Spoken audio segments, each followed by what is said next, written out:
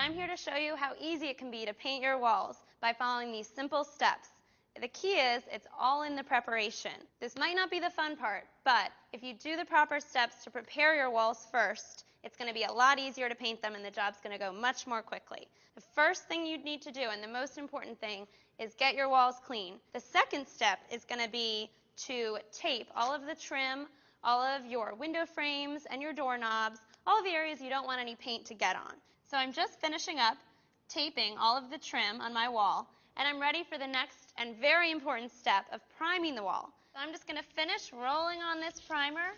We did a great job of preparing this wall.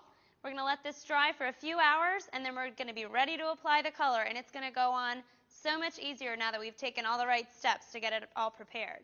Now I'm ready to paint around the trim areas, which is my first step before actually using the roller to apply most of the paint onto the wall. You want to take a 2-inch angled brush, and you're going to want to dip it into the paint only a third of the way down. This is so that your brushes last longer because it makes it easier to clean them. I'm just going to go up here and paint right along the trim. I've taped it so well. You want to go out about 2 to 3 inches from the edge. It's just going to make it a lot easier when you're ready to use the roller to get right up close to that. Now that we've got all of the areas around our trim painted, we're ready to roll on the color on the main part of the wall.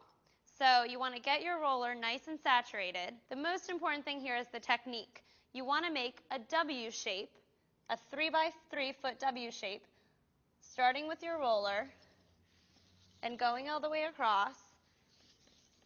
And then you want to work your way back across that W without lifting the roller. So the important thing here is just to keep going in these angles without lifting the roller off of the wall. And there we have it. We've finished painting our wall. We're done with that step. And the final thing you want to remember is to remove your blue painter's tape before the wall is completely dry. Now, the reason we're doing this is because we don't want it to dry completely and then be peeling the paint off when we're taking the tape off.